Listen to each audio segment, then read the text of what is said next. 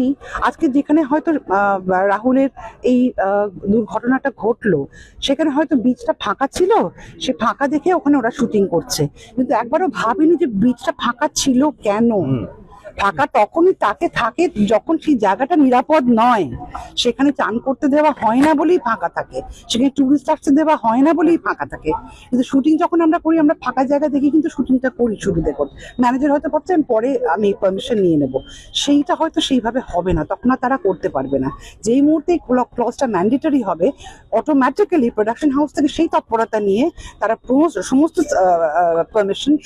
Permission চাইতে গেলেই তখন প্রশাসন থেকে বলবে যে এইগুলো এই নিরাপত্তাগুলো আপনাদের এখানে শুট করতে গেলে নিতে হবে।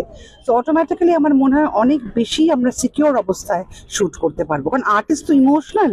আজকে আমি হয়তো জলে নামতে ভয় পাচ্ছি, আমাকে হয়তো বললো মা একটু জল তো, তুমি যেতে পারছো না, তো তুমি চলে যাও, আমি হয়তো সেই মুডে আমি এগিয়ে গেলাম, কিন্তু কোন বিপদে আমি চলে যাচ্ছি আমি জানি না, বা কোনো একটা আগুনের শট হচ্ছে, বলছে একটু তোমার পাশ দিয়ে হবে, কিচ্ছু হবে না দিদি, কিচ্ছু হবে না। হ্যাঁ, কিন্তু কোত্থেকে যে সেটা হয়ে যায় গন্ডগোল, সেটা আমরা বুঝতে পারি না। কৌশিক, তুমি বলছিলে যে এই ঘটনার পর সমাজ মাধ্যমের কিছু আচরণ, সেটা নিয়ে তোমার কিছু বলার আছে? সেটা হচ্ছে একজন শিল্পীর ডিগনিটি, একজন অভিনেতার মানে নাট্যাভিনেতার মঞ্চে মারা যাওয়া, বা একজন অভিনেতা অভিনেত্রীর বা কলাকুশলী কাজ করতে করতে সেখানে মারা যাওয়া, সেইটার মধ্যে একটা আলাদা গর্ব আছে, সে কাজের জায়গায় গেছে, স্বপ্নের মতো সেটাকে এরকম কলুষিত করে ফেলা, নানা রকম কথা বলে একজন শিল্পীর সেটা সম্মান, একজন কলাকুশলীর সম্মান, তার মা আছে, সন্তান আছে, তার স্ত্রী আছেন, তারা কি জানছে আজকে, সহজ কি জানছে তার বাবার সম্পর্কে, কি কি বলা হয়েছে সেগুলো আপনারা সবাই জানেন।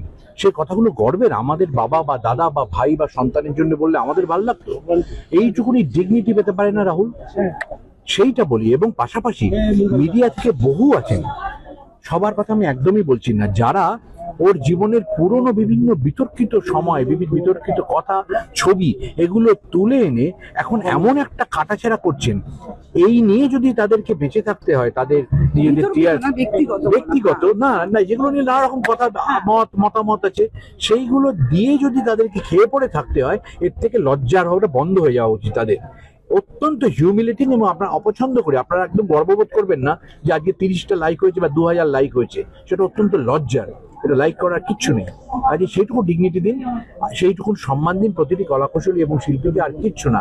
এরা যেটা ঋত্বিক এবং চূর্ণী বললো, একটা এমন নিয়ম কানুন তৈরি হোক যেটা অপ্রতিরোধ্য হবে, যেটা কিছুতেই চেঞ্জ না হয়। আমরা প্রত্যেকে পরিচালক এবং অভিনেত্রী হিসেবে নিয়মিত ফেস করেছি মৃত্যু সামনে দিয়ে কিভাবে বেরিয়ে চলে যেতে পারে।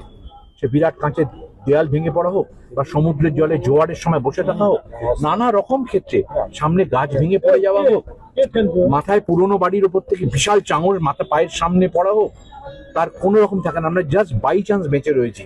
এইটা যদি একটুখানি নিয়মের মধ্যে আনা যায়, প্রত্যেকে খুশি হবে, প্রত্যেকে এটার ব্যবস্থা নেবে। আর please give dignity to technician and artist.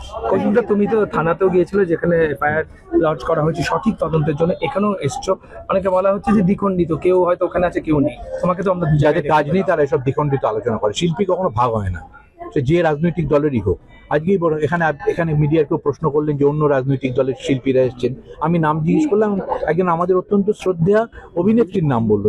আমাদের কাছে প্রথমে তার পরিচয় অভিনেত্রী, তারপর সে যা ইচ্ছে, কবিতা লিখুন, গান লিখুক, রাজনীতি করুক, প্লেন চালান, যা ইচ্ছে করুন, সেটা আমাদের কাছে প্রথম পরিচয় না। তাদের আমরা চিনি অভিনেত্রী হিসেবে, তারা আমাদের কাছে সেইভাবে চিরকাল শ্রদ্ধার। এখানে সঠিক পূর্ণাঙ্গ তদন্তটাই আসল সব ক্ষেত্রে। উই ওয়ান্ট জাস্টিস, মানে কি জাস্টিসটা হচ্ছে সত্যি জানাটা দরকার, কারণ ওটাই ডিগনিটি। ন্যায়।